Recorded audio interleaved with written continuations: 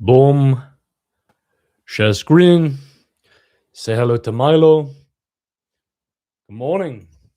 Good afternoon. Good evening, guys.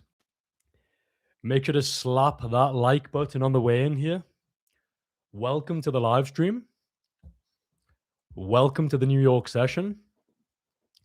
And we're going to get things rolling very, very shortly here. So we're going to put Milo down.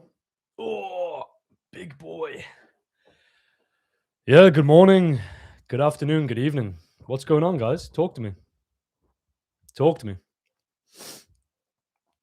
How is the sound? Can you guys hear okay? Can you see okay? Yeah, how are we looking?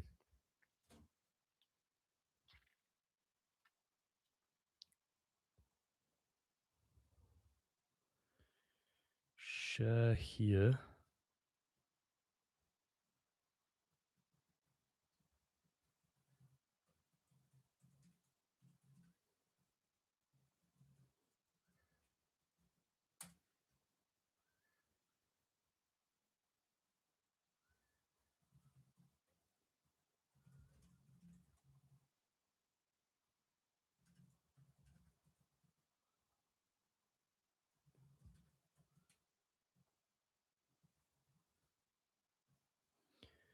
Yeah, talk to me, guys. What's going on? Good morning, good afternoon. Who we got in the chat over here?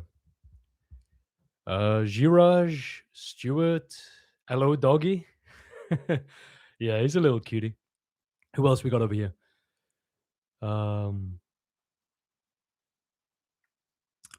Vahid, Mr. Scott over here.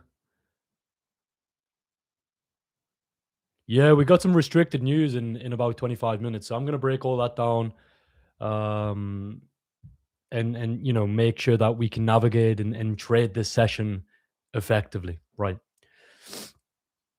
You've just passed an FTMO account with this strategy. Congrats, man.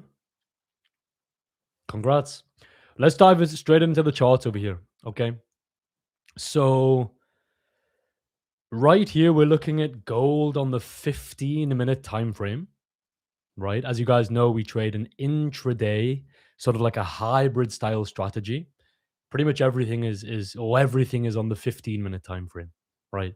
So on gold at the moment, clearly we have a sell bias market, right? 50 exponential moving average is less than the 100, which is less than the 200. So this is telling you that momentum is lower.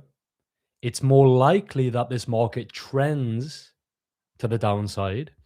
And so if you want to trade pro trend, which means trade with the trend, which I want to, right? You make more money trading with momentum, trading with the trend. And so in order to do that, you need to be shorting gold today as long as your entry model, and everything lines up. But the general bias for today is shorting gold. If you look back at the end of the day and you've took long positions, you've probably messed up somewhere. Okay. So what you can see here on gold is we have the London high buy side liquidity, which has been taken up. So London high, BSL, which just stands for buy side liquidity. And if we zoom in over here, you can see this is the candle that took out this buy side liquidity. So, of course, we're looking for shorting positions, but the problem here, this is really important. The problem here is that we have taken out buy side liquidity, but since taking out buy side liquidity, we've actually had a pullback in price. So notice how this is the candle that mitigates buy side liquidity. We then get a pullback after the manipulation, and we've now seen a form of continuation after liquidity sweep. So it's important that we give this context, and context in this example is looking at price after, looking at how price action is behaving after taking out liquidity. The problem is that we've had this pullback after taking out liquidity. That is a bullish signature in price. You do not want to see price pull back and then continue after taking out buy side. Therefore, on gold right here, we need to see fresh liquidity taken out. So then the question becomes, well, where is the fresh liquidity resting? Okay. The fresh liquidity is resting above the Asia high. The Asia high. Okay. So I want to make this really clear. This is not valid, or certainly not a valid A plus trade to short from this area right here. Okay. It is valid, however, to short if we take out Asia buy side liquidity, fresh liquidity right here. So let's mark that on. Asia high, BSL buy side liquidity. And so this becomes the trade plan for today. So if it's really important that we look at this very logically rather than using emotions or subjectivity. And so the logic becomes, if we take out Asia high, right? If we manipulate Asia high, then I will think about, as long as the entry models and everything lines up and we're during kill zone and we're, in the high volume session. So the logic becomes, if we take out and manipulate Asia high, then I will be looking for shorting positions. Okay. So notice how the use of sort of if and only if statements, right? That's what it needs to be in your trading.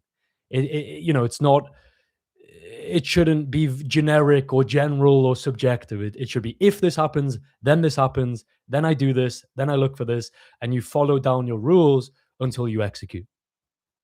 Okay.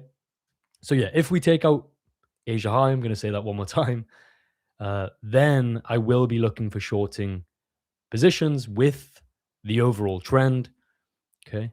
And if that doesn't happen, you have to be okay with that. And that would mean that you would have a no trading session. Right. So it's really important that you have these levels of interest that you want to trade around, your points of interest, and you wait for price to come to that level objectively rather than using emotion. And if price gets to your point of interest, then you can entertain or think about executing. But until that happens, okay, until that happens, you're sort of forcing a trade that is not valid or has a low probability of success. So it's really important that we are patient, that you're disciplined, that you allow price to come to yourself. Then, when that is the case, that's when you have higher probabilities of success. That's when you're more likely to have a profitable trade, to trade with the macro, which is sell bias. Okay. So it's really easy to get emotional.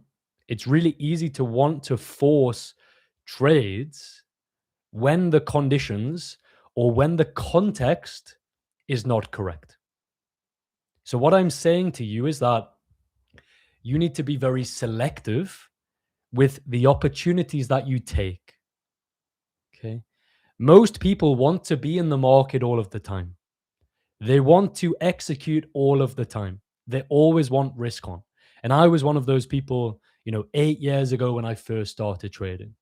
But then I realized it's not about, these people that are in the market all of the time, they're not being selective. They're not waiting and being patient for a select rules to line up. They're just taking every manipulation, taking every liquidity sweep. That doesn't end well. That doesn't end well, right? So let me just check the chat over here, make sure everybody's good. How many lots do you advise on a prop firm account, that's not the right question. What you need to work out is what is your risk size? What is your percentage risk on that account? And you want to keep that uniform. So 1% or 2%, I'm not going to tell you what to risk, but you need to understand, okay, whatever you set out to risk, that it's uniform and it's the same every single trade, no matter your emotion, no matter your drawdown, and you stick to that. Okay. How am I doing? I'm doing good. I'm doing good. I'm pretty chill. Pretty chill right now. US 500, let's take a look at that. Let's take a look at that.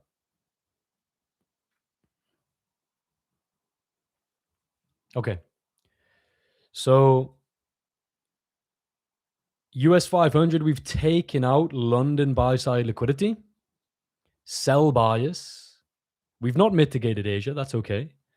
Okay.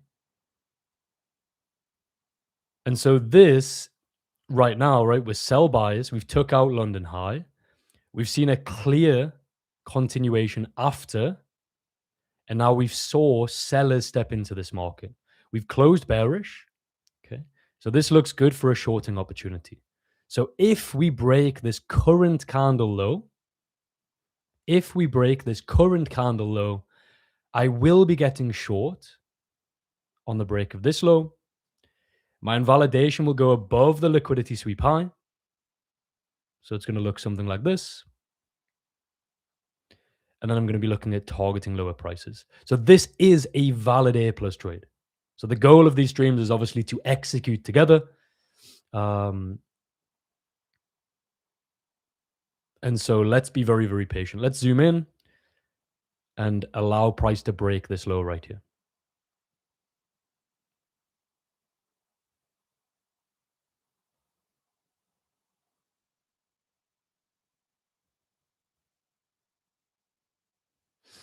So we need sellers to step into this market.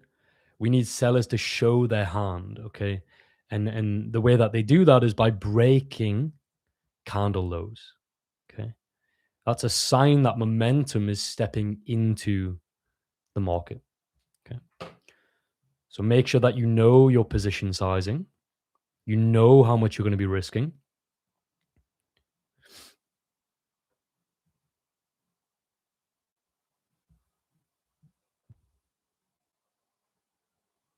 And then don't force it.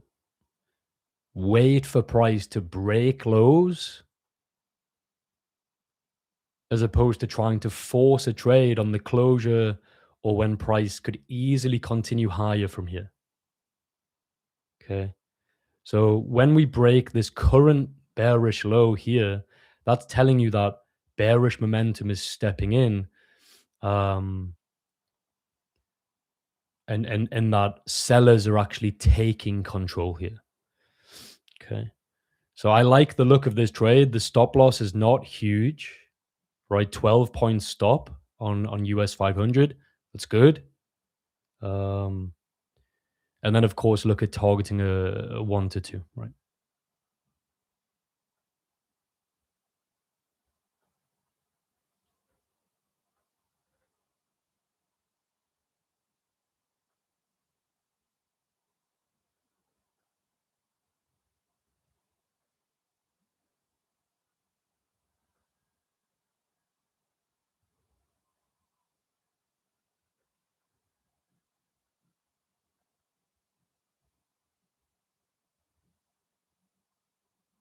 Okay, so that's tag short right here.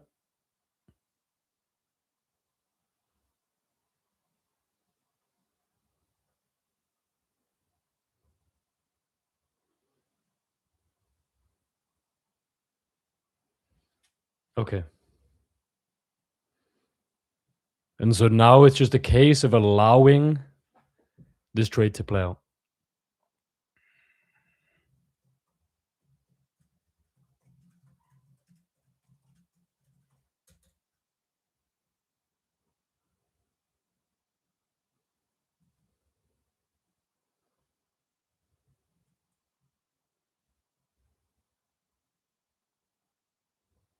Okay.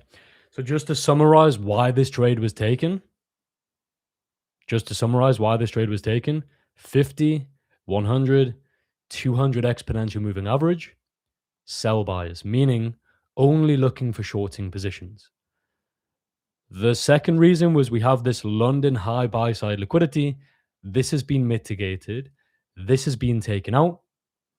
Third reason, sellers have stepped into this market, showing their hand during the kill zone, right? During New York kill zone, high volume session. We expect volatility, we expect volume, we expect trend continuation. Not only the bearish closure, but the next candle was able to break the low of the confirmation candle. So that's telling you that sellers are actually quite strong at this level. That's telling you that sellers have stepped in, they've broke this low, and that is a bearish signature in price. Okay. You know when you're wrong because you have a liquidity sweep high. So if this candle flips and starts pushing higher, right, you don't want to be in that trade at that point because this could just be continuing for the rest of the day. And I don't want to hold a losing position when the market is telling you that buyers are in control at that stage.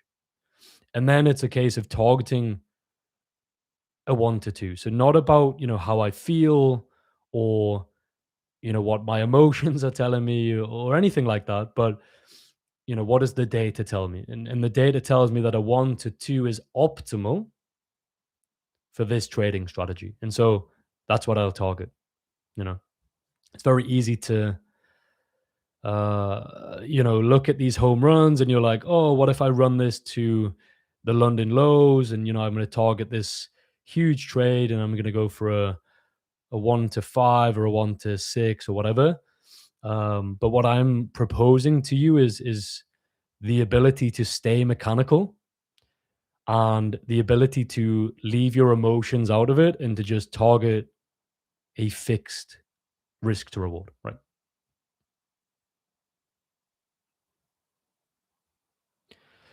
This strategy has around a 50% win rate with a 1 to 2 risk to reward. Okay.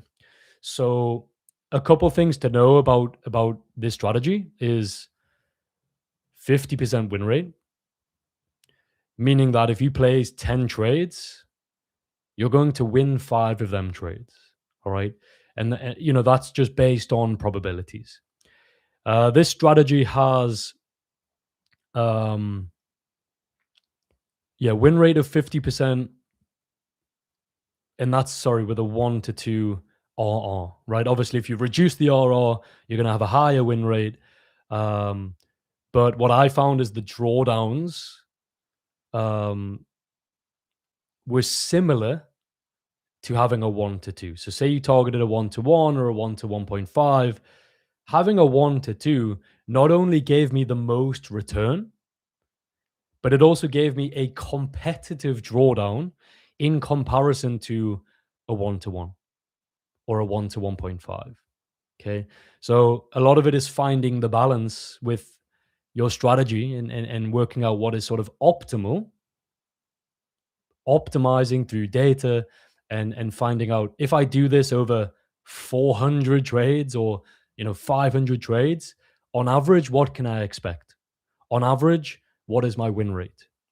On average, what is my drawdown, right? And looking at it objectively as opposed to subjectively, right? Of course.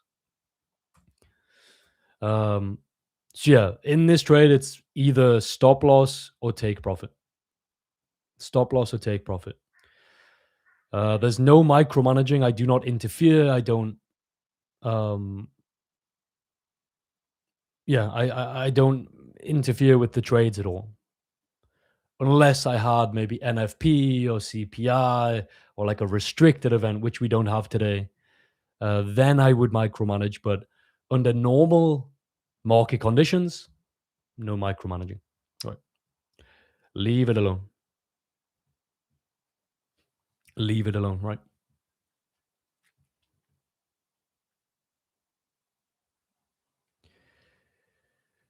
Uh, oh, what? Yeah, we can look at like restrict. We can look at the economic events today. If you know, it's always good to have a look at like what's going on today, um, and how you can like frame trades around that. So if I pop this over to my other monitor over here, economic calendar, right? And we look at today, we look at high impact news events. I'm not bothered about anything else. Let me just check the stream. You guys can see this. Um, yeah. So in 2 minutes time, right, you can see we have this Canadian news, but this is, you can see here the instrument. Okay. So instrument in the middle here, Canadian dollar. So I trade gold, I trade equities. So example, ES or US 500. And so this affects Canadian dollar. That has nothing to do with equities or, sorry, US equities in gold. So yes, it's restricted, but it doesn't affect the assets that I'm trading. I don't mean that it's not going to bring volatility. Sure, it can. But what I'm saying is that that news event um, isn't going to create huge amounts of slippage like the likes of NFP or CPI that they bring. Okay. So, in terms of navigating restricted events, I only care if it affects US dollar or US equities. This one affects Canadian currencies. So, I'm not bothered about that. Um, we do have some red folder um, as well, but it's not restricted. So, my rules with this trading strategy is it's not restricted. And so it's sort of business as usual. I trade as normal, I execute as normal. Um, and these news events, they will bring volatility, but they shouldn't bring huge amounts where they create slippage, etc. Okay. So that news event is in just over a minute. Um, so yeah, make sure that don't have like a mental stop loss. Make sure that you have set take profits, exits, etc. It's very easily done when you sort of when you quickly get into positions. Okay.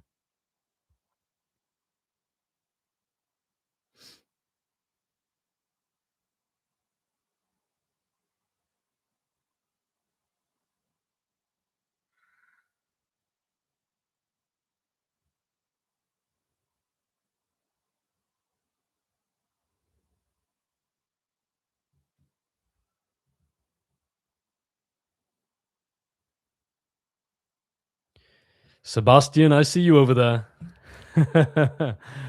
I see you over there.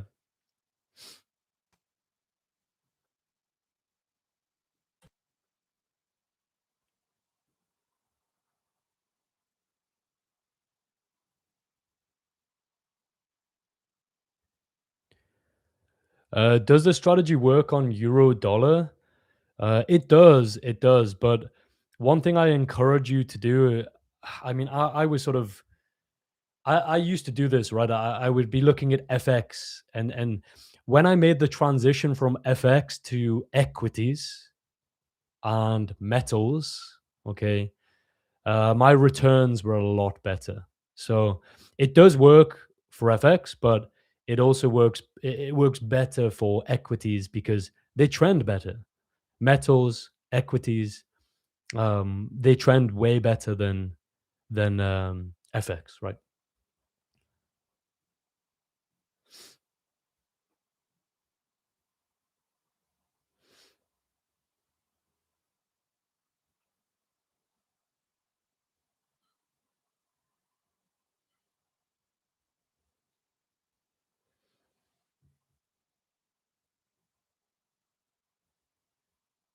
This is very close to stopping me out right here.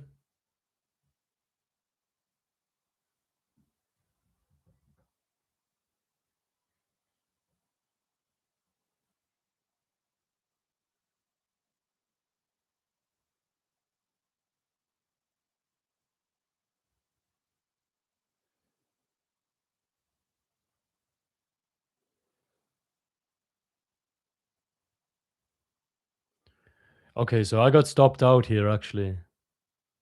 One of my accounts is live, the other 3 got stopped out.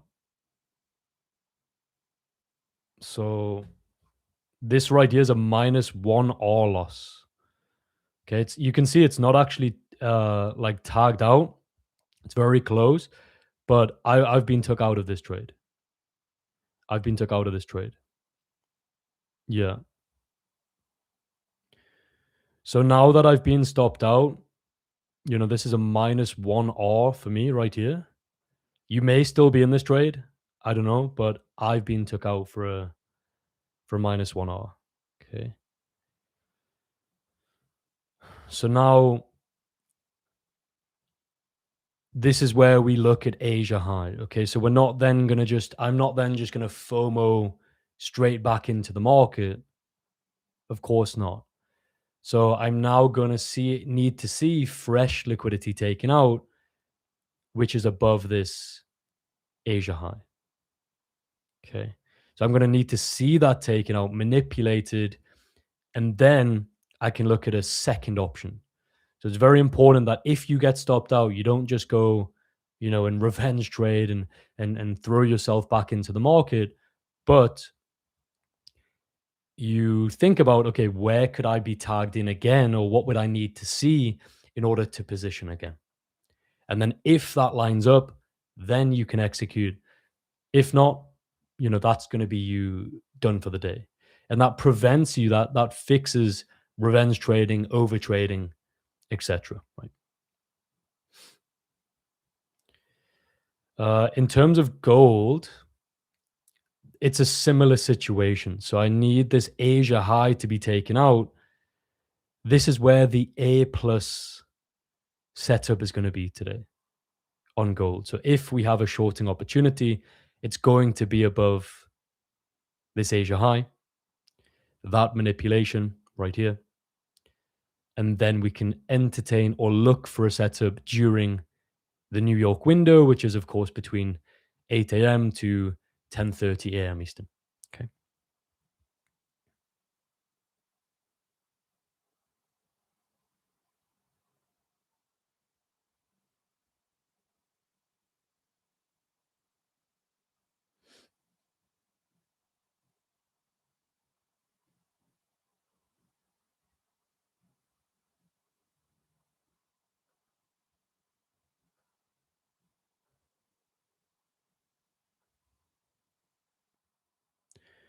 I am waiting for fresh liquidity. So I would need that to be taken out. Yeah.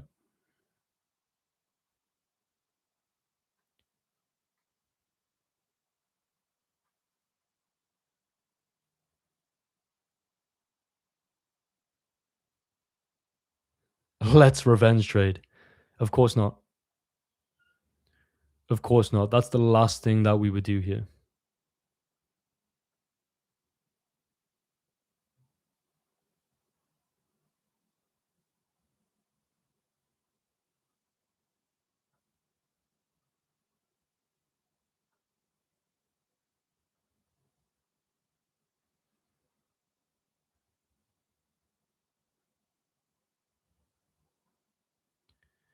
S&P 500 is also juicy. What do you mean by that?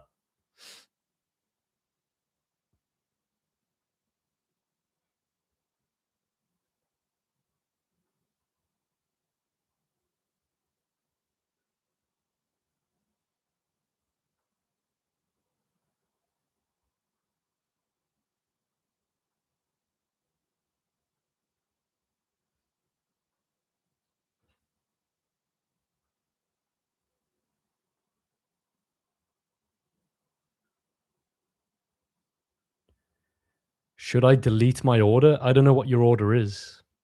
I'm not sure.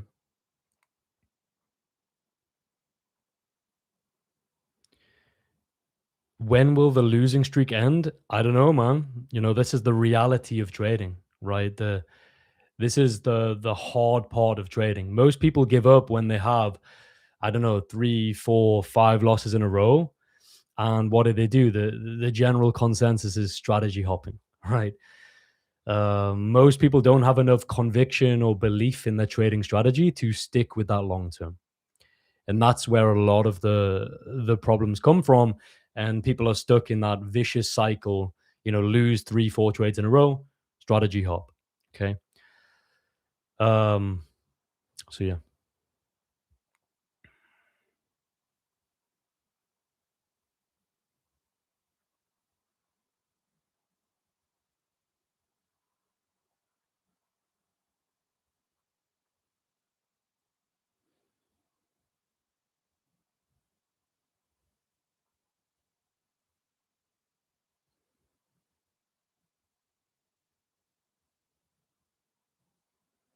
Yeah. So in terms of re-entries, I would only short again if we close, like if this current candle close is bearish, okay, then I would entertain a re-entry. But I would never, when the candles haven't closed, or you have to wait for clear confirmation. Okay. And then the expectation at that stage is that the news event that came out is what sort of created that push right here. Buyers tried to step in, and now this is sort of telling you that sellers have took control here. Okay. So yeah, that's right. If we close bearish, right, we have 7 minutes until that closure. So if we close bearish in 7 minutes, I would entertain a re-entry. Um, and I would be taking a re-entry. Okay. And that's on US 500, right? I mean, it's pretty frustrating because we didn't actually break this high here. As you can see, it's like an equal high. And my broker, I ended up being stopped out. So it's pretty frustrating. Like if you zoom in, I mean, we just broke above this high. It's pretty much an equal high, but you can see we didn't actually get tagged out here. Okay. Um, and that is due to spread. On my broker, that is due to spread, right?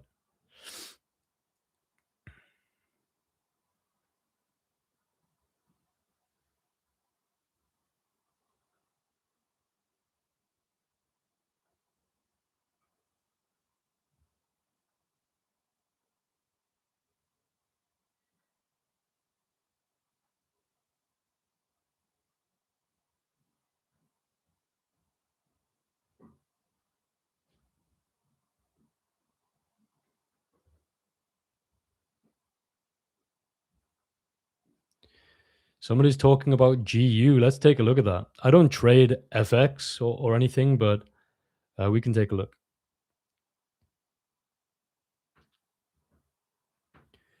Yeah, GU, you would need to see it above this London high right here. This London high. So, of course, very, very bearish here, very sell bias. We need to see that London high taken out. So, you have nothing to do until you get above this sort of point of interest.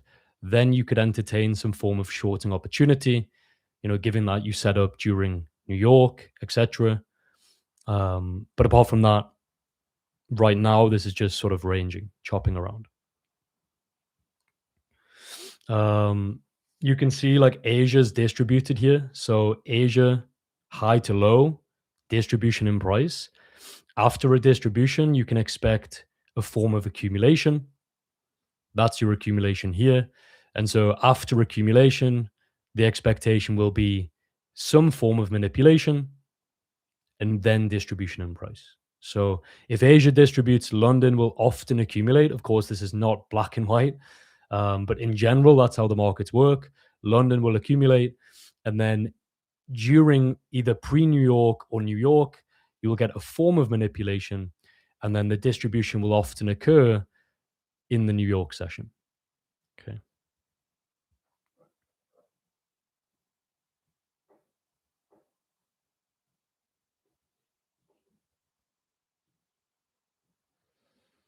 Yeah, we still have 3 minutes until this candle closure. So a lot can happen in 3 minutes, right? Do I think my stop loss was placed strategically? I do.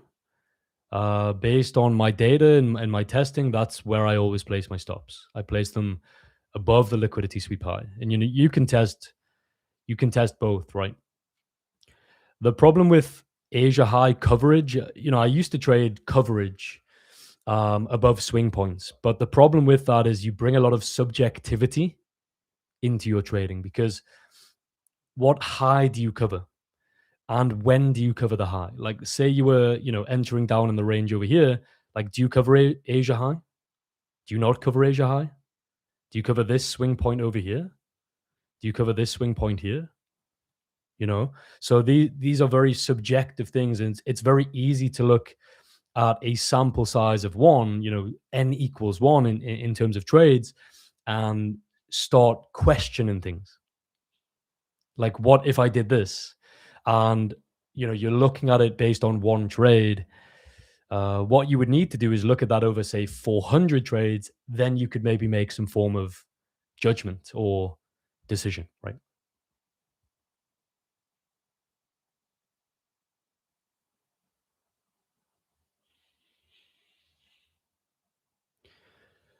Please, can I help with session timings? Of course, of course. So these are the session settings that I use. So I have the Sonar Labs session indicator set to GMT. Asia session 2300 till 4 a.m. London 8 till 10. New York 12 till 2:15, which covers you to that. That's the 2:15 candle. It covers you to 2:30. And then um, that is at the moment based on current daylight savings. Okay. A way to check this is if you look at time zone and look at it from a New York perspective, this is how it looks at current date. Okay. So you have Asia session from 7 p.m. until 12, current timings. London is 4 till 6. Okay. And then New York is 8 till 10:15. But this is based on UTC minus 4. Okay. Another way to check this, which is very, very useful, is if you put it in the time zone of the session that you're trading. So, example, today, New York session. So, put it to New York. And the New York session should be from 8 until 10 a.m. New York time, 10:30, right? So, if you look down at the bottom of the screen very closely, you can see that is right. 8 till 10:30 New York time. Then, if you want to check London, you put it to London, UTC, right? London session from a UK perspective is always 8 till 10 UK time. So now you check it, look right at the bottom, 8 till 10 UK time. So that's correct. Then if you want to check Asia, you set it to Tokyo, UTC plus 9. And now if you look at the bottom of the screen, you can see 8 a.m. Tokyo time until 1 p.m. Tokyo time. And so you know that the kill zones are correct, right? So I found that to be a very helpful way if you're ever confused about daylight savings, if you're from another part of the world, like if you're not from America or London, it can be a bit confusing sometimes. So converting to their perspective, so like, okay, if I was looking at this from a London trader, well, I want to be trading from 8 till 10. If I was looking at this from a New York trader, well, 8 till 10:30 is your kill zone window, right? And then Asia, etc. And so that's what I do. That's the easiest way to check, right? So right here on US 500, again, why it's so important to not revenge trade and to just throw your body back in the markets. We've now seen Asia high taken out. So we've seen fresh liquidity taken out. Um, and so we can think about a potential shorting opportunity, another shorting opportunity. So I want to make this very clear. Like, I took a loss here. Um, that trade had a 50% chance of playing out. And so now it's just a waiting game. We're going to be patient. We're going to wait for another confirmation, and we're going to give this a second opportunity. Right.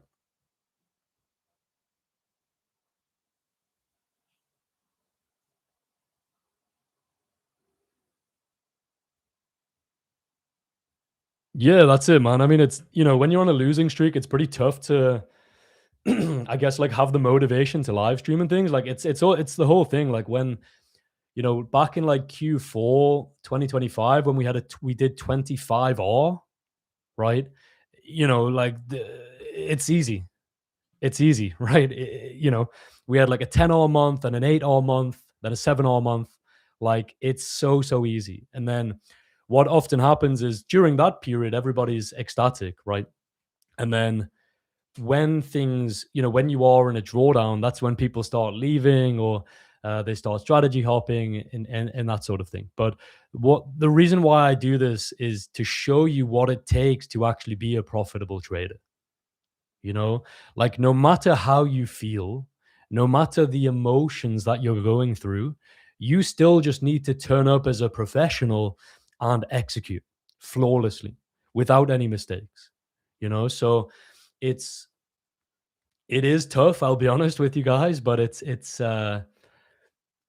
that is the reality of the trading. And my goal here is to set you a perspective, an expectation of what it actually takes to be a professional trader. you know it's not all sunshine and rainbows, right? I wish it was. Like, you're going to have amazing months. You're going to have 10 hour months, right? Like, we've even had a 17-hour month before, right? But the problem is most people give up in the drawdown periods, and so they never see that upside. They give up, and then, or they reduce risk or whatever, and then you have that outperformance. Well, that person is gone. They're not trading on full risk, or maybe they're trading another strategy. So really, it's to show you how to lead by example, uh, and to still remove emotions. Like, I'm not saying to be this algorithm, right? Like, you are a human, you're going to feel emotions, but it's to show you the realities, and how we can mitigate a lot of the emotions, and what it takes to actually do this long term. Because, I had a similar drawdown to this in February 2025. Okay. And it felt the same as how I feel right now. And there was accounts that were in like 9 hour drawdowns. They got funded and paid out. Okay. So I think when you live through and you've experienced drawdowns before, it's just like another day in the office. You still just turn up and you execute, um, knowing that people the average person doesn't have the ability to stick around. You know, they strategy hop, they jump ship. So yeah, this is what it takes, man. It's tough. Gabriel, I'm good. I'm good, mate. How are you?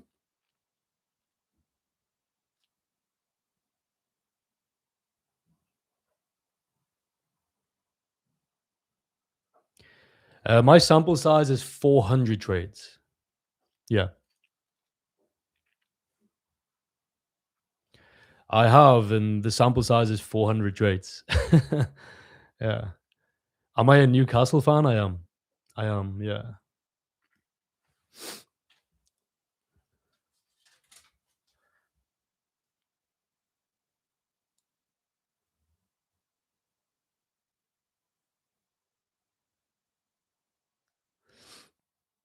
If you're late, you've not missed much. All you've missed was a losing trade. So think yourself lucky. What is my strategy in a nutshell? Directional bias, session based liquidity, session timings using kill zones, and then an entry model to position systematically during a high volume kill zone or session. So that's my strategy in a nutshell, right? So at the moment, of course, we are sell bias here on US 500. We've took out Asia buy side liquidity. This is going to do two things. Number one, induce a lot of breakout traders into this market. Number two, stop out early sellers, right? If you sold in London or sold in Asia, a lot of traders have just been stopped out right here. So this is providing, excuse me, a lot of buy side liquidity into the market that bigger players can use to actually position to avoid slippage and to get their orders into the market. Okay. Without affecting current market price. Okay. Think about it like this: you need a lot of people on the other side of the market, on the wrong side, sort of offside, um, in order to fill these orders effectively. And then once that's occurred, that's when sellers, well, if sellers are going to step in, they're going to show their hand via a 15-minute bearish confirmation. Um, and then you can look at entering as long as everything ticks the boxes, your directional bias, your liquidity sweep, your confirmation, you're within kill zone, your EMAs, etc. And as long as that lines up, then I will execute without hesitation, right?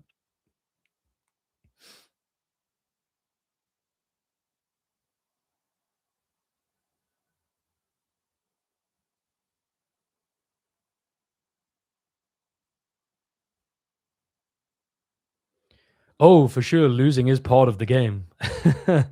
Like, for sure, like what the most important thing is to get okay with losing. It's and that sounds like cope, right? But it's really not. Like if you like imagine, right, you have a 50% win rate. You're going to lose half of the time. So you need to get okay with losing. Otherwise, you're going to be in trouble. If you take 100 trades, you're going to lose 50 of them just based on the data. So getting okay with losing trades is so important. So important. I don't trade cable, but we can take a look at it. When you say cable, I'm assuming you mean GBP USD, right?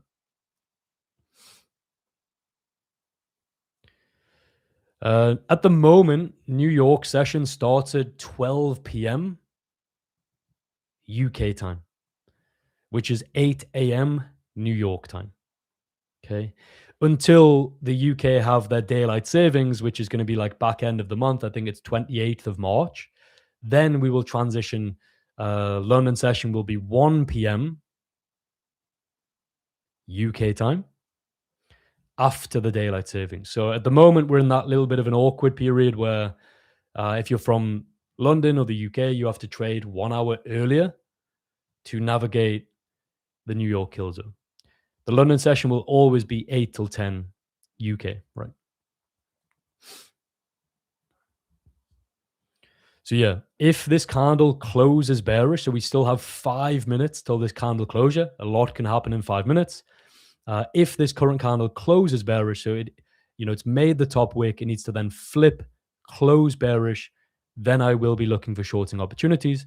If that doesn't happen on this candle, that's okay. We can look for the next candle, and then we can look at taking a shorting opportunity.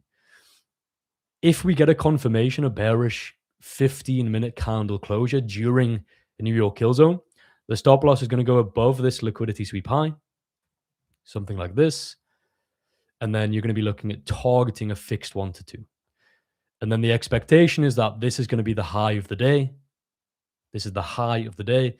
And then you expect that daily candle to expand, right? Think about this like a daily candle. At the moment, all we've had is the open, and the daily candle's making its top wick.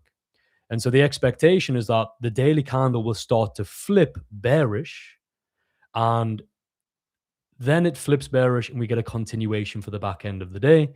And our goal as a trader is to take part in the daily candle once it flips and starts distributing in price. So this is basic daily cycles, you know, um, and so that's what we're going to be looking for.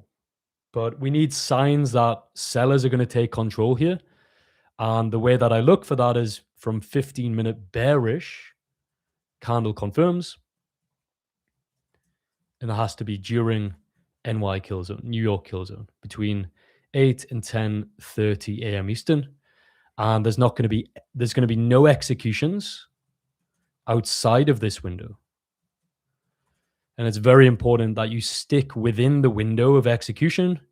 Not only does that keep you accountable, but it means that you're entering during high volume conditions.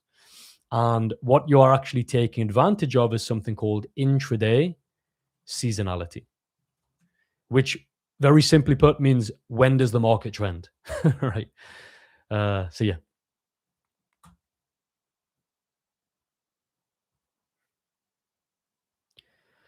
I don't think this strategy is some kind of magic. I think, um,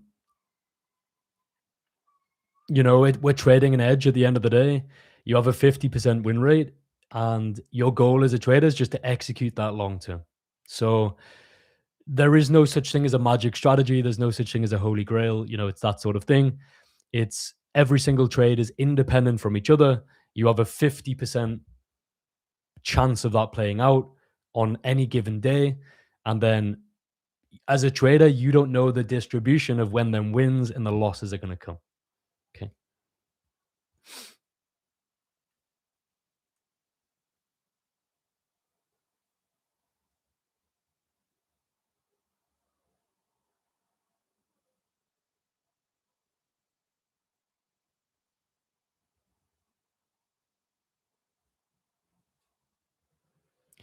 So now we need to stay very, very patient over here. Very patient. Wait for this candles to close. Wait for sellers to show their hand. Because at the moment, yes, we're getting this rejection, but we still don't know if sellers are going to step into this market, right? This could close bullish and the next candle just rips higher. We get a wick fill and we continue higher for the rest of the day. So by waiting for candles to close, in particular bearish candles, it's telling you that sellers are taking control, and this is now likely, or certainly the probabilities are shifting in your favor in the fact that this is now the high of the day, and then you can expect a continuation lower and a form of distribution. Okay.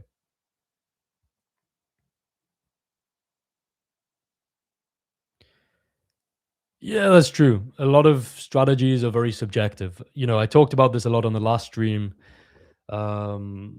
Yeah, it's a lot of people will say that a strategy is mechanical, but then you actually start trading it and you're like, oh, what about that? How do you define that? What about this? And there is no way to make it black and white. An example of that would be like market structure. How do you define market structure in a mechanical way? Right. Um, and the reason why I use 15-minute bearish confirms is because imagine that this is your bearish 15-minute candle, right? What this is actually going to look like on the smaller time frame. So let's say this is a bullish candle. This is a bullish candle here, and then this is a bearish candle. What this is going to look like on the smaller time frame is, this is 15-minute, and then this is 1 minute. Okay. This is going to, on a 1 minute time frame, it's going to look something like this. So this is the 15-minute bullish candle right here. And the bearish candle is going to look something like this, right? Where you have a high, you have a low, you have a high, you have a low. You break structure to the downside, right? So you've gone from bullish order flow right here to bearish order flow. You break structure and you've closed somewhere down here. So this closure here is the end of the 1 minute price action. So what I'm saying here is that when you're looking at 15-minute price action, 15-minute bearish candles to close, right? That is telling you that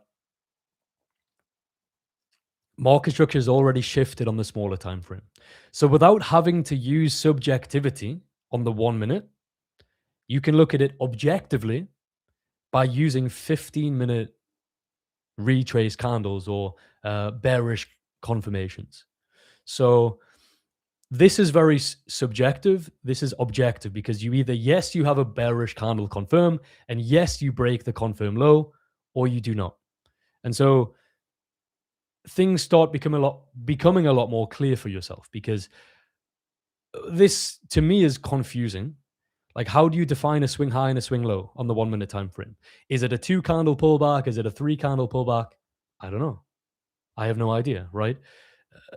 Very subjective. So that's why I use these 15-minute confirms because it removes the emotions. I know that sellers are in control. And I know that even if I did drop down to the 1 minute time frame, I mean, we can do that in this example just to show you how structure will be shifting. So if I go over here, 1 minute time frame, right here. So this was the trade that we took before, which obviously looks pretty stupid, right? And that's how it's going to be sometimes. But you can see, right? You have a high, a low, a high, a low, a high, and you break structure to the downside clearly. And so without even looking at the 1 minute time frame, you know that market structure on the lower time frame is shifting in your favor. But you already knew that in an objective way. And so that's why I use 15-minute confirms. Okay. Okay, cool. So in terms of this trade right here on US 500, we closed bullish this one with a large wick to the upside. And I'm still waiting for a bearish confirm. So we have 12 minutes for this closure. So if this candle closes bearish in the next 12 minutes, I will be getting short on the break of this low, wherever that low may be. I don't know if it's going to be here. We have a lot of price action. And then stop loss above this high, targeting a 1 to 2. But I'm not trying to predict the markets in any form of way. I'm just trying to frame my trade to understand, okay, what do I need to see to get short? And that's what it's about, right? And that removes all of the hesitation because you see it, you take it. It's as simple as that, right?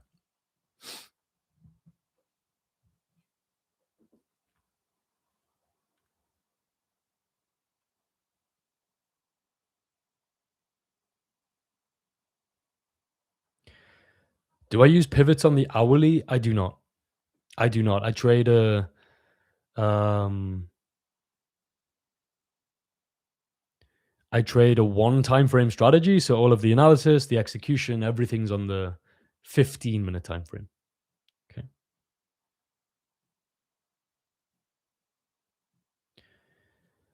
Looking at gold over here, so still sell bias. We have this Asia high, unmitigated buy side liquidity.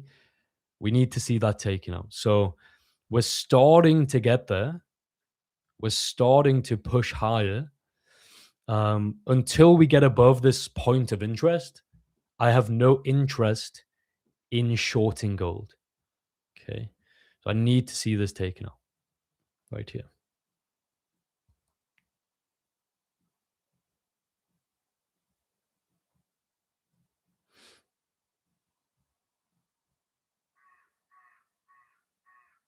117 people and only 30 likes. Come on, lads. You're right. You're right, Andre. um, uh,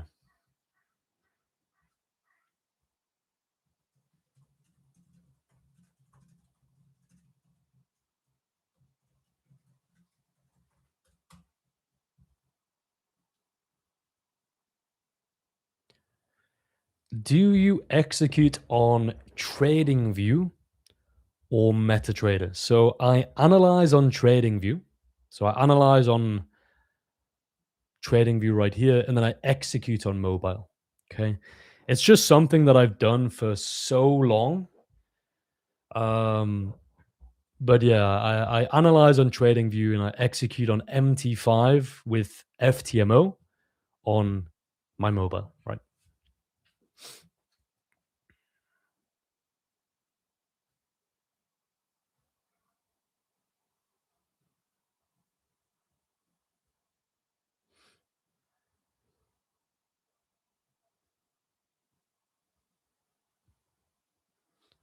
So we still have 9 minutes for this closure on US 500. Let me just type this out so it's very, very clear. So waiting for 15-minute bearish candle closure. right here.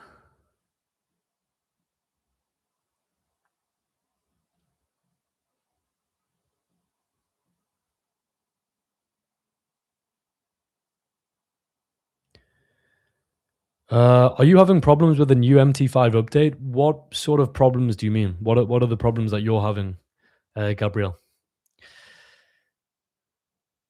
Oh, what year in your trading career did you become profitable? Damn. So I've been trading for 8 years now, but I'll be honest with you, it was around year 4 to 5, really year 5, when I started to become profitable. So it took a lot of effort and losing and pain and suffering and trying every different strategy that you can think of, uh, testing hundreds of different strategies, losing thousands and thousands and thousands of dollars. But yeah, it took about 5 years.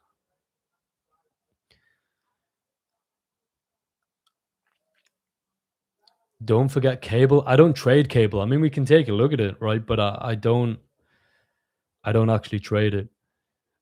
In terms of technicals, this looks pretty good. Like I just want to make this very clear. Like I don't trade cable, but in terms of how this is setting up, this looks pretty good. But I have my own plan. I have the assets that I trade. I would not deviate from that. But yeah, in terms of setting up, sell bias, right? 50, 100, 200, very bearish market. Like if you just zoom out on the macro, price is moving from bottom left to top right. Sorry, bottom top left to bottom right. So very bearish on the intraday. Buy side liquidity has been taken out. We've started to reject. So if you do see sellers step in, as I said, I'm not telling you what to do, but in terms of technicals, this is what I would be looking for. So if this was on like gold or US 500, I would be all over this, right? But it's not. So I'm not going to deviate from my plan, right? Speaking of US 500, we're starting to see some bearish pressure step in over here. So we've took out buy side, sell bias, waiting for this current candle to close. Um,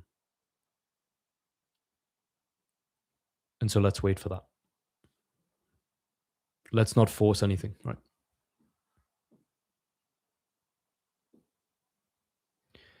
I won't stop learning to trade. We'll get it right with time. Yeah, I mean, it really is that sort of thing. Like it takes a long time, but it's important that you're trading a mechanical system. So I spent a lot of my time chasing, shiny object syndrome, chasing strategies, um, trading strategies that are not objective and not rules based. So it doesn't just get better with the time. It only gets better with time if you're focusing on trading mechanical, rules based systems. Then it will. But I wouldn't just expect your trading to get better naturally over time because you have to be focusing your attention in the right area. Right.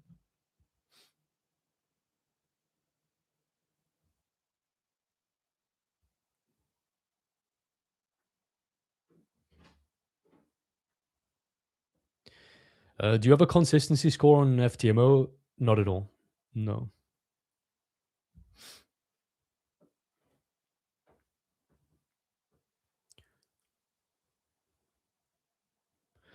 Yeah, I'm not a huge fan of the new MT5. I'll be honest. Like they changed something with like the buy stops, right? The buy stops and the sell stops are different. Um, I feel like it's a bit less user friendly than it used to be, but it's still more than manageable for sure.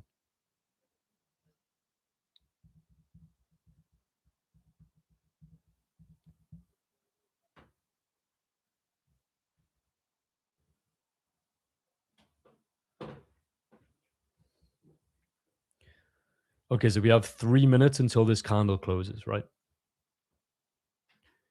So this is where you need to frame the trade in advance. Okay, so stop loss above this high, That's liquidity sweep high, right? That's where you're wrong. So think about it logically, right? If you're going to short the market and you have conviction that the market is going to go lower from here, which I do, then you still need to know like when are you going to be wrong or where are you going to be wrong. And so this is the high after taking out Asia high buy side liquidity. And so if we take out that high, what you're actually going to be getting is this is your first high. So you have a high, you have a low, you're going to be getting a second higher high after taking out buy side liquidity. That's a bullish signature in price, right? High, low, higher high. So that's why the stop loss goes above here, because that's when you're wrong. Because that's now telling you that the market is more likely to continue higher for the rest of the day. So it's really important that your stop loss doesn't go above the one candle high, but it goes where the trade is fully wrong, which is the liquidity sweep high. Um, and then you're going to be looking for price to continue lower for the rest of the day. So the entry is going to look something like this on the break of this candle low. So this is your current. Really, this is your confirm low. Okay. So now is a good time to work out your sizing and your positioning. So understand, okay, this is where your stop loss is going to be. You want to be entering on the break of this low. So what is the risk? What is the risk that the lot size or the unit size that you're going to be using to make sure that you're using uniform risk and you're risking the same amount every single trade, right? So yeah, 1 to 2 minutes before closure is when I work out position sizing. So I want to make it clear, like I'm not in this trade right here, but I'm setting up, I'm framing the trade, anticipating this bearish closure. So now I'm working out my sizing.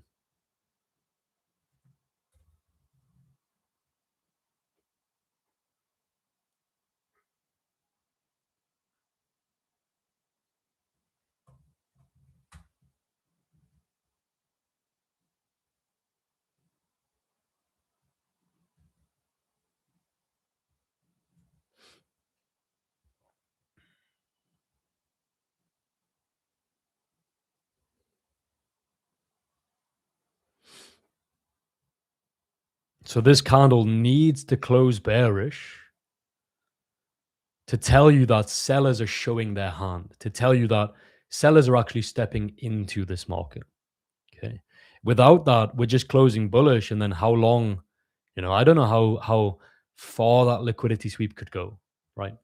So this is going to be the first sign that sellers are here and that these orders have been collected from taking out buy side and then looking at targeting and taking that lower. Right.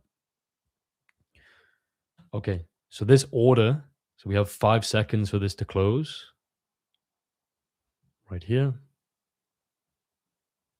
Okay.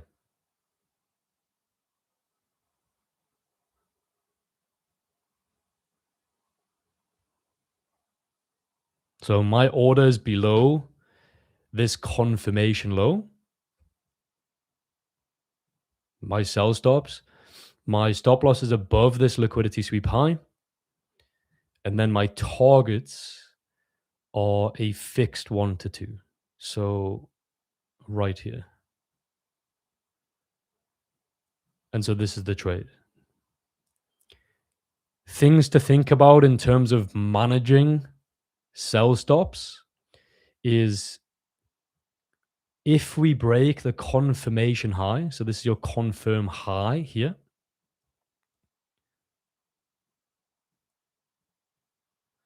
If we break the confirm high, then I will be canceling my sell stops. So my sell stops are in here. Let's just sell stops. My sell stops are in here on the break of the low. And then you need to ask yourself, when are you going to micromanage in terms of your sell stops? Like when would you cancel the sell stops? And for me, that's when we break a confirm high. Okay. So that's when I would be sitting on my hands and, waiting for another confirm, or maybe the trade gets invalidated. But, I'm not trying to predict. Let's see what presents here.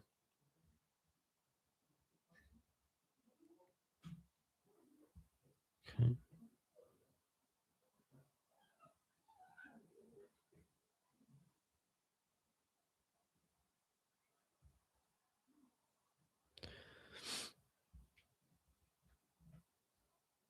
So how you can kind of see this is sell bias very clearly. If we just zoom out on the macro, um, you can see here. So if we go to US 500, right, we've been selling off since yesterday aggressively. We've manipulated Asia high. So we've took out buy side liquidity, fresh liquidity, unmitigated, right? Think about all of the buy stops. Think about all of the people that are going to be induced long here, thinking this is a breakout higher. Also think about imagine the traders that, shorted in London or shorted in Asia. So many stop losses above here, right? Um, that doesn't mean that it has to continue lower, right? But if we break this confirmation low, that will be telling you that sellers are stepping in here. And it's more likely that this is going to continue lower. If we break the confirmation high, that's telling you that, oh, sellers are not immediately stepping in here. They're not showing their hand. And that's telling you that buyers are actually still in control of this market. And so if buyers are in control, if we break that high, confirm high, I don't want to be leaving my sell stops just randomly in the market, right? I want to be entering as momentum is pushing as we break the low. That's when I want to be executing, right?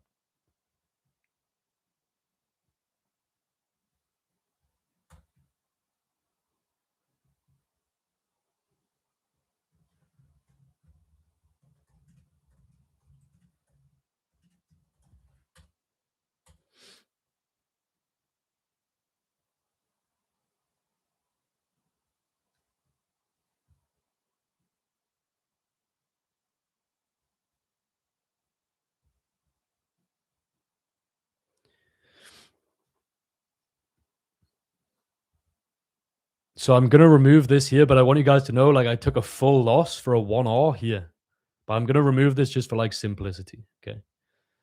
But I want to be very, very clear and transparent, right?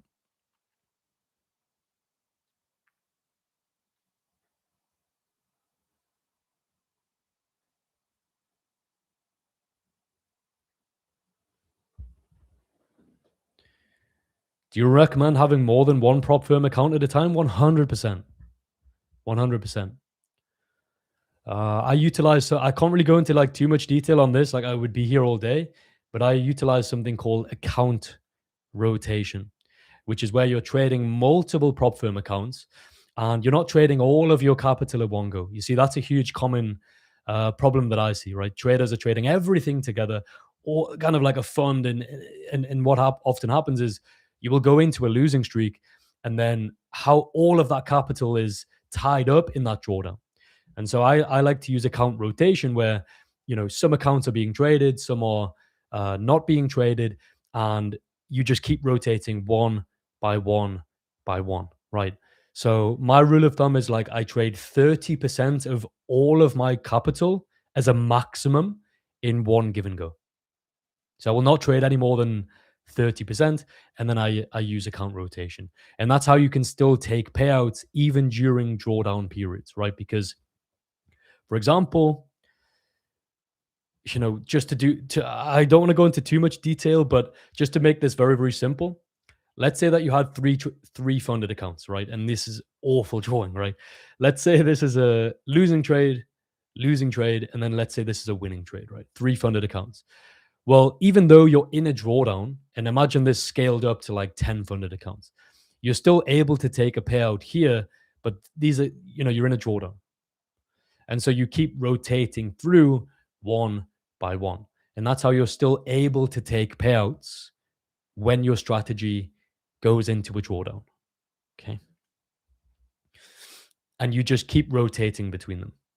So, you could be in like a 10R drawdown, but your funded account is in a 2R drawdown because you've used account rotation. So that might be 2R, 2R. This account, let's say that's up 2R, right? Plus 2R. This is minus 2R. And so this is going to get paid out. This is going to get reset. And then you're going to keep going through. So rather than feeling the brunt of the drawdown, you're able to diversify. And rather than trading everything together, and if you mess up, you could lose everything, you're able to rotate and mitigate risk and slowly rotate between accounts. Okay.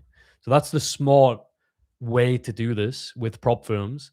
Um, if you're only trading one funded account and you put that on a pedestal and you believe like, this is the one account, you're doing this completely wrong. You're doing this completely wrong. Yes, getting the first funded account through the door is important, sure. But after that, or the goal is to have multiple funded accounts, not to trade all together, but so that you can play the prop firms at their own game and you can use account rotation. And when accounts are up to R, you push them to the side, you allow them to get paid out, and you just keep that process over and over again. Okay. So in a nutshell, that is the strategy that I adopt with prop firms. Um, and that helps to mitigate a lot of risk when it comes to drawdowns. Okay.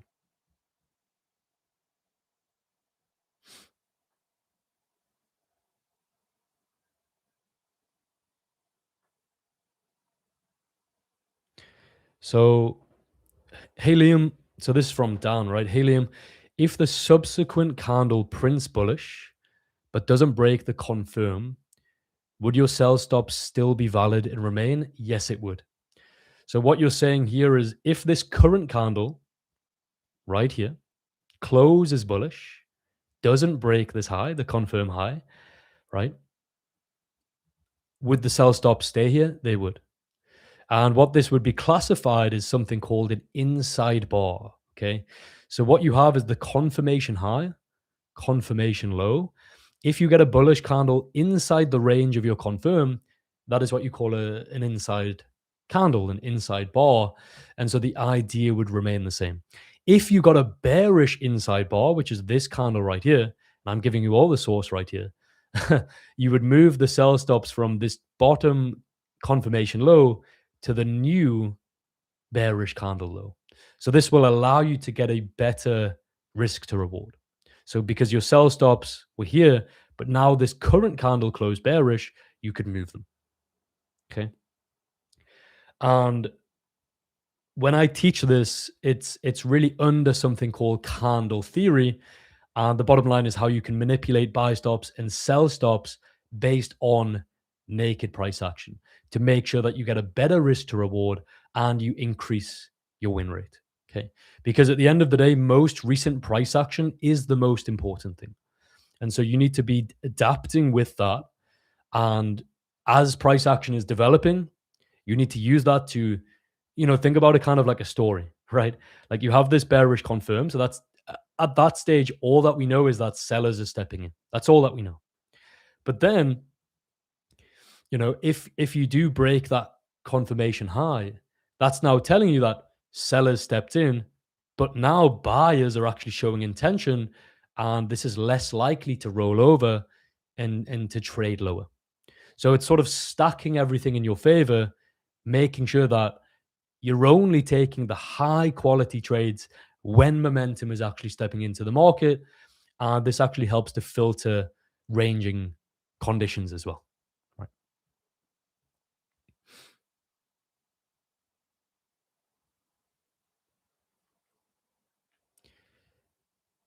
Yeah, that's true. Like you take one, this is from Draper, right? I get it. Like if you've got no choice and that sort of thing with prop firms, but um hoping for winning streaks so you can get a payout and buy more. And that's right. Like the first, if that is your situation, right, the first 1 to 2 payouts are vital. And then that's where you're going to reinvest that. You're going to buy more challenges. You take a 2K payout, you can then buy 4 or 5 more challenges and you can start the process, right? So I always say that getting that first payout, that first funded account is always the hardest. And then once you get that first payout, it starts the momentum and it starts the process, to actually take advantage of prop firms, right? They want you to just trade everything together. And so maybe you make a human error. Um, and you lose all of the opportunity cost when you're trading everything all together, right? You want a five, ideally you want 5 accounts, one for every day of the week. Yeah, that's it. You want 7 funded accounts. Even on Sundays, you want a funded account. I trade my biggest account on Sundays when the markets are shut.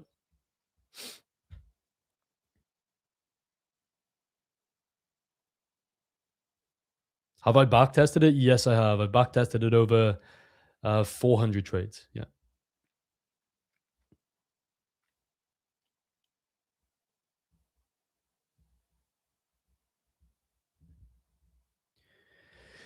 Helium, if the maximum allocation for FTMO is 400K, can you have 4 times 100K accounts or only 3? If you have 4 and go into profit, are you breaking the rules? This is a really good question from Yorkshire Rippler. Okay. So we have 2 minutes to disclosure. So this is a common misconception with FTMO. Okay. The max allocation means that is the most amount that you can trade in one single go. So you can have over $1 million in funding with FTMO. You're not restricted to 400K. The 400K that's the most amount of capital that you can use on one single trade. So you can go well over that. But if you're trading, say, 4 100Ks at a time, that's the most that you can allocate on that one single trade. That's a common misconception that I hear it all the time. People think, oh, max allocation is 400K. It's not. It's not. That's the most you can have that you can trade at one given time, right? Good question. So yeah, if this current candle here closes bearish, the sell stops is going to be moved from this low to the current bearish low. And this is adopting candle theory. Okay. So the sell stops are going to go here below the closure of this current low. Of course, we still have time for that to close, but it's going to look something like this, right?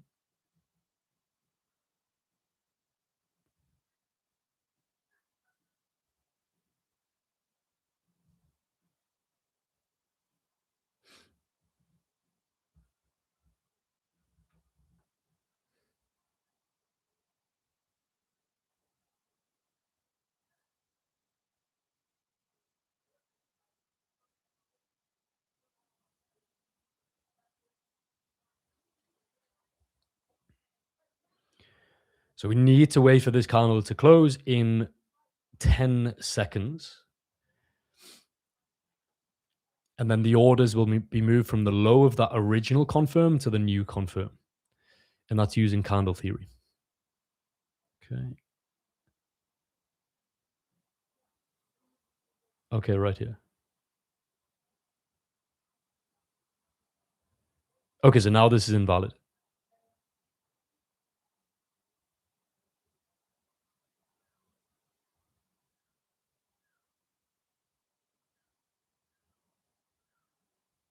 It doesn't mean that we're done for the day, but it means that these sell stops are getting cancelled. Why? Because we've broke the new confirmation high. Okay. We also broke the old confirmation high as well, right, which was here. And so according to my system, right, if we break the confirmation high, your sell stops get took out of the market, right? Notice how we didn't break the confirmation low, but we have broke the confirmation high. So that's a bullish sign again that sellers are not in control here. If sellers are in control, you would have broke this confirm low and this low, and you would be momentum would have stepped in and you would be targeting lower prices. Okay. It doesn't mean that I'm done for the day. In this scenario, it means that I'm now going to wait for I'm going to wait for this candle to confirm. We're actually on the NYSE open at the moment. And so what we're going to do is wait for this dust to settle, wait 15 minutes, well, really 13 minutes from now, and then we will know if sellers are really going to step in, or say the open and we close up here. Well, we're probably just going to be ripping higher for the rest of the day. Well, you're going to be sat on your hands, right?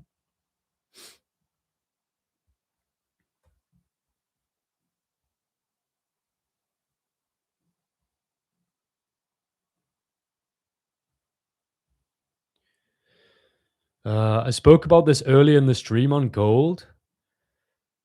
For this to be a valid A plus trade for myself, I needed it above Asia high. Okay. That doesn't mean that it cannot roll over from here. I'm not saying that. But in terms of my strategy and my checklist and my rules, it needs to be above here for value. And that is what would make this A plus for myself, right? So yeah.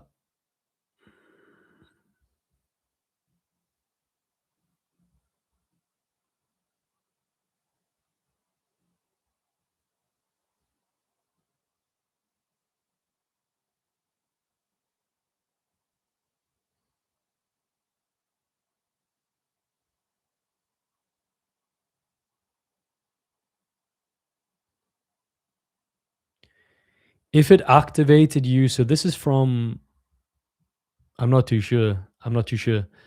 All J3, right? If it activated you before breaking confirm high, would you cancel the trade to limit a potential loss? I would not. If you're tagged in the trade, you just need to allow the trade to play out. All right. So, let's say that this did break the confirm low. You've defined your stop loss, you've defined your take profit, you've defined your risk. Then it's just a case of leaving it alone. Right. If you are actively managing and micromanaging due to breaking confirm highs, like if you're already tagged in, I'm talking about if you're already tagged in, that's going to reduce your returns over the long term. So when you adopt that sort of set and forget mindset where it's just a case of leave it alone, right? Your returns increase. Your returns increase. So that's a really good question. But if I was tagged in, I've defined the risk. I've accepted the trade. I'm in the trade. At that point, obviously I'm not right now, but um, yeah, if you've been tagged in, you need to just close the charts down and go about your day, and come back the following day to see the outcome. Right.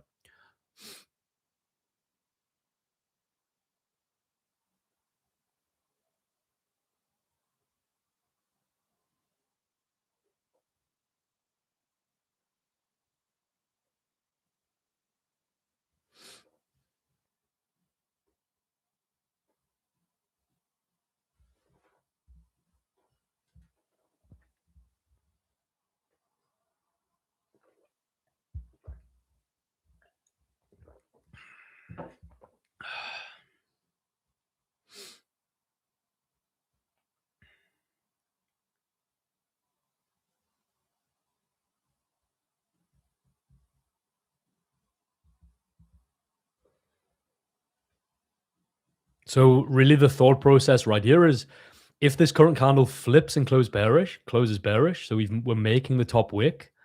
We now need this to flip, close bearish, then I will entertain shorts again, right? So this is the reality of trading, right? Not every trade is going to be so clean where you get a liquidity sweep and you get a confirmation and you can just be tagged in. This is the real reality and the sort of nitty gritty aspect of trading. If it doesn't look like how you want it to look, then there's no trade. It's as simple as that. So yeah, now I'm currently waiting for this candle to close.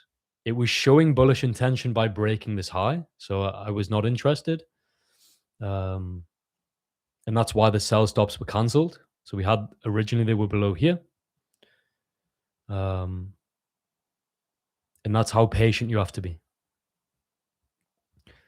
So rather than just like FOMOing in here on the closure, I want to be entering with a very specific candle pattern, which is you get the closure and the next candle opens and the next candle breaks the low, right? You can see that did not happen here. So this was your first confirm. The next candle did not break the high. It did not break the low. We then got the second candle, which is an inside bar, right? The next candle broke the high, but it did not break the low first. It broke the high first. So therefore, this is invalid. That's why the sell stops were cancelled. And that's why we need to be sitting on our hands and waiting, right?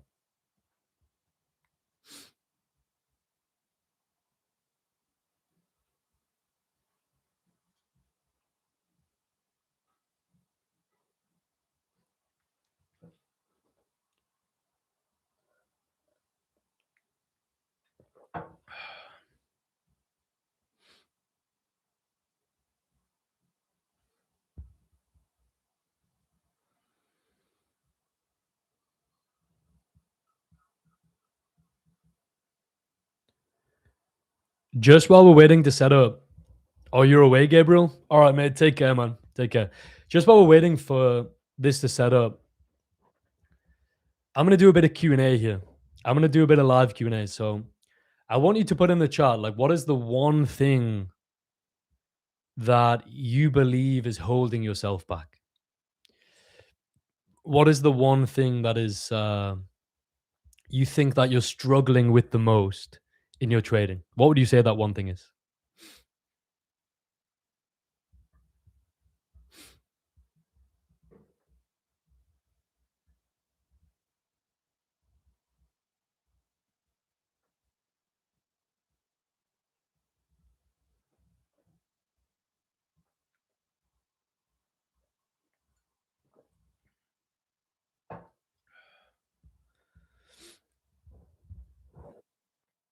Not following the plan?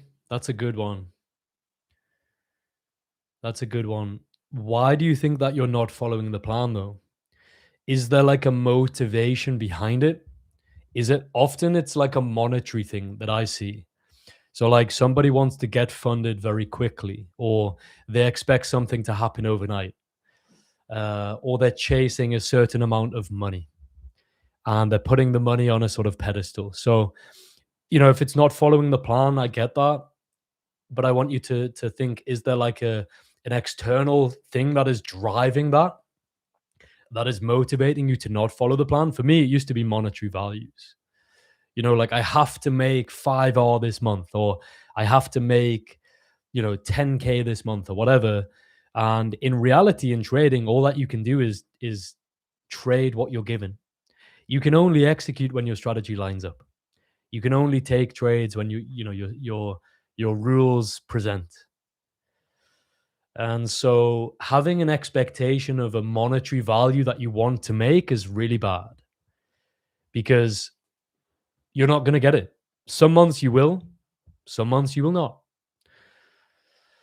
So yeah, if you go into it like, oh, I need to make 10K this month, you're not, some months you will.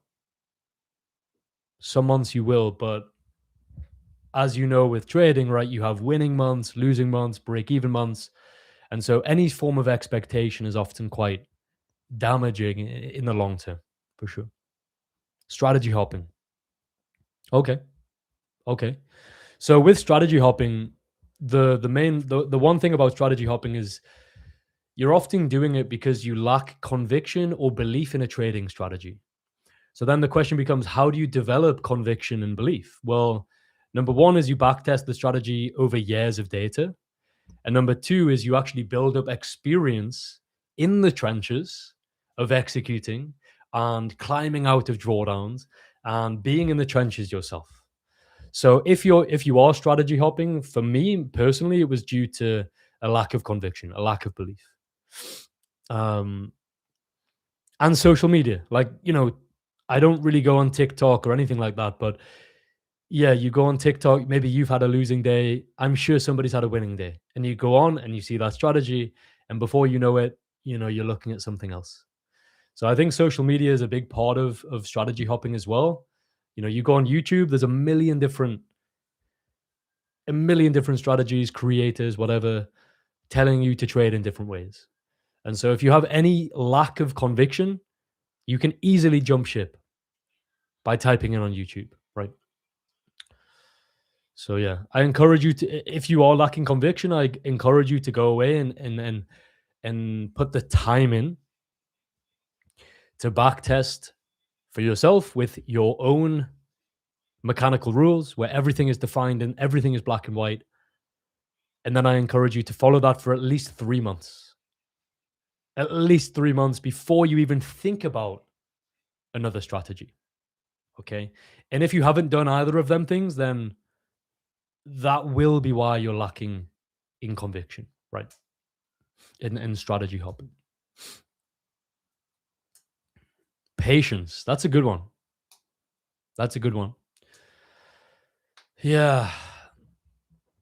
It's that's one of the things with the way that I trade using alerts, right? Really, really, I don't have to do these live streams. I'll be honest with you guys. Like, I don't have to do these live streams because in theory, the system that we trade requires around sort of 30 to 45 minutes a day of trading. So you don't actually have to be staring at the markets all of the time. And so leveraging alerts, it's a thing with patience, right? If you can leverage alerts, set an alert at the Asia high, London high, and then only be looking at the market when them alerts go off, that will make you so much more calm. That will make you so much more patient because you're not having so much screen time hunting for trades or being impatient because hey, when the market's not at your level, you have no trade. It's not at your point of interest, you're not interested, right? So yeah, alerts are a huge part of trading.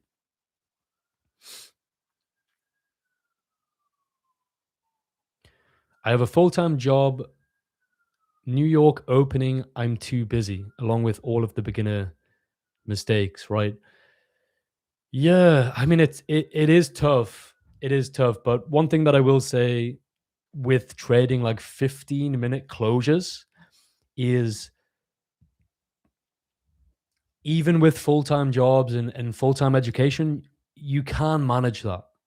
The one problem about like small time frame, like 1 minute time frame, there is no way that you can trade that with a full-time job. It is not possible, right? And so when you are using leveraging alerts and you're waiting for candles to close on the 15-minute time frame, you're way more likely to be able to stick to something like that as opposed to something on a very small time frame where everything is moving so quickly and you don't really have any time to think and you're over analyzing and everything's moving, extremely fast. So that's a really, really good one. Patience and waiting for trades to play out. Damn. Damn, yeah. And that kind of links to like securing profit too easy, like too quickly. Like your trade, you place a trade, it might be up, I don't know, maybe your full take profit is $2,000, but the trade's up like $500 to 1,000, then you just take it. You take it too easy. Why do people do that? Again, I think it's to do with a bit of a lack of belief in your system or your strategy. When you believe in the data and you believe in your strategy, you know what you want to see. You know what the data recommends for you to do. So whether that's a 1 to 2, 1 to 3, whatever.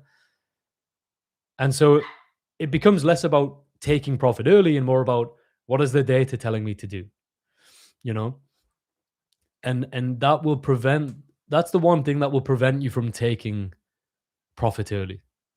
Is the data tells me to hold to a 1 to 2, and so that is what I will do. That's kind of like my mindset. But don't get me wrong, like there's going to be times where you're going to get emotional, you're going to want to take the profit. Um, but what I'm saying is if you can refer back to what you're doing in the first place and why you're doing it and what the data recommends, that will help you keep you grounded and prevent you from, taking profit early, right?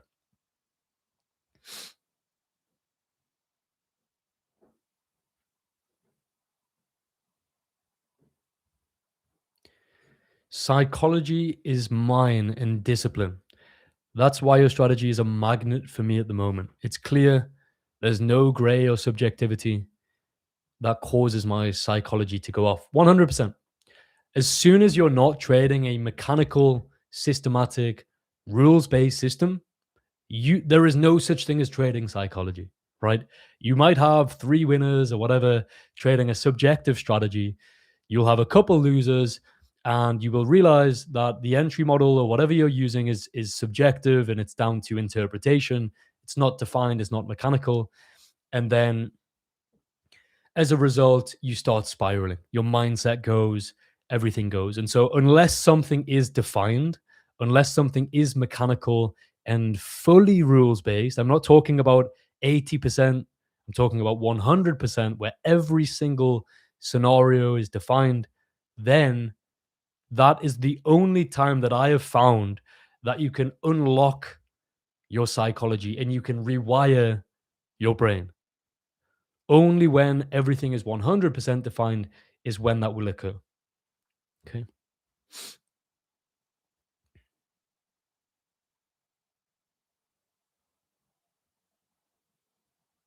Is this setup still valid? This is not valid now. Okay. This is not valid now. And so this is why we use candle theory, because although it broke the confirmation low, okay, remember this current candle here, this broke the confirmation high first. And so that was invalid to short from using candle theory. So candle theory, of course, we're using hindsight. You avoided a loss here, but what I'm saying is, it's not about this one scenario. It's about if I did this, over hundreds and hundreds and hundreds of trades, what would the result be of using candle theory, of managing my buy stops and sell stops? That is what is important. It's very easy for me to sit here and go, "Oh, look, I sat on my hands and I avoided a losing trade here." That's really easy to for me to do, but I'm not going to do that. I want you guys to zoom out and look at the bigger picture. Like if you did this over 100 trades or 300 trades, how many more losses that you would avoid in the markets, right? But yeah, this is now invalid because we have swing structure, swing high, swing low, and we've broke above this swing high right here. So this is invalid, meaning that US 500 is there's no other fresh liquidity, right? We had London high, that was mitigated. Then we looked at the Asia high. Now that's been mitigated. Now there's no other option. There's no other fresh liquidity to the left over here, right?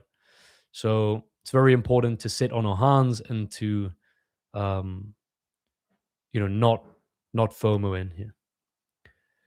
In terms of gold, this still has an opportunity to set up, right? Granted, we're getting towards the end of the kill zone. We have, around 45 minutes here. So we have 45 minutes for this high to be taken out, to manipulate and confirm.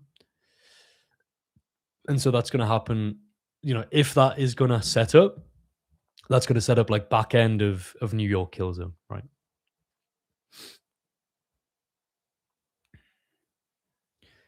My need to be in the trade all of the time. Yeah, that's a good one. Oh, my need to be in the trade all of the time is decreased so much using your strategy. Yeah, and one of the most common things that I hear from people that I've mentored is I'm now so calm. They're like I came in and I was I was looking at all of these things, all of the 1 minute time frame, everything's moving so quickly, and now I'm just chill. I'm just chill, right? Like my level goes off, I monitor more closely, I wait for my confirms, I wait for the cleanest setups, and then I execute. And so that is one of the most common outcomes of trading this sort of strategy. It's not really, I kind of call this like a hybrid strategy. It's not really day trading, it's not swing trading, it's somewhere in the middle. So I kind of call it hybrid, right? But yeah, the want and the desire to be in a trade all of the time is crippling. You're on edge all of the time, like hunting for setups, looking for trades. Uh, again, that's often tied to the monetary aspect. You want to make more money. You want to, get funded faster. I get it. We all want that. But, that's the natural human emotion is, example, I have a losing trade. How do I fix that as a human? I place another trade. I look for more trades. I'm in the market more, you know. And you quickly realize when you're doing this, I've been doing this for 8 years now, but you quickly realize that you need to be extremely selective in the trades that you're taking.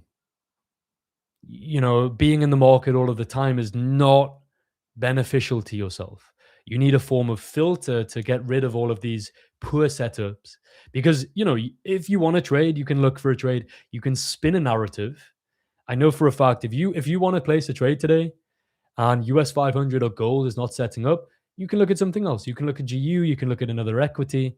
You can frame a narrative not only with another asset, but also with another trading strategy to give you what you want, which is ultimately a trade. So it's really important that you just, yeah, it comes back to like the calmness of alerts and points of interest. And when, price isn't at that level, don't force it. Be, you know, be very calm, right?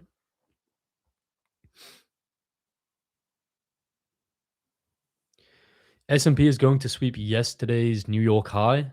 I don't really look at that sort of stuff, but it's probably right. If I take a look here, US 500. I mean, we don't know what it's going to do ultimately, but if that's something that you've tested, sure, go for it.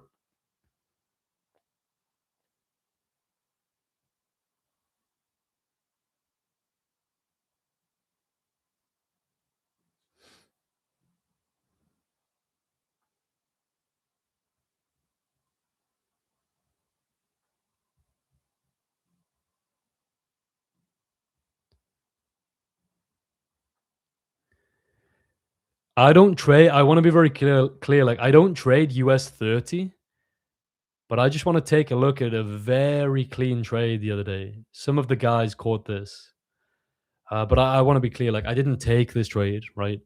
But I want to show you an example of an A plus setup, right? So this was 10th of March, right?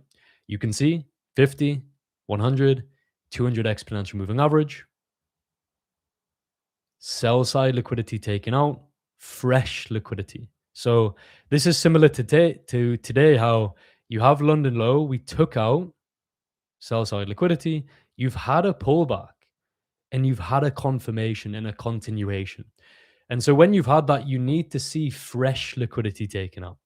And so that's exactly what you would have looked for right here. So if we zoom in, you can see after the NYSE open, the New York Stock Exchange open, we come down, we take out, mitigate Asia low sell side liquidity.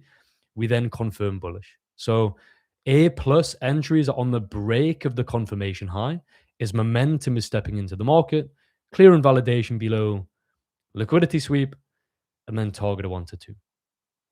So this was a beautiful trade. Again, didn't take it. Wish I did. I don't trade that asset.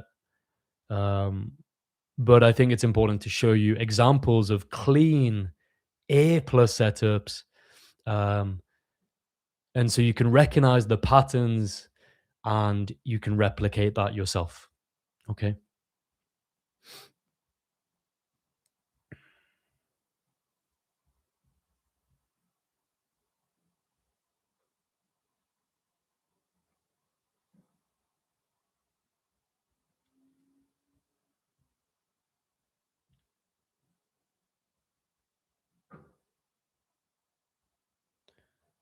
Yeah, so we need gold above here.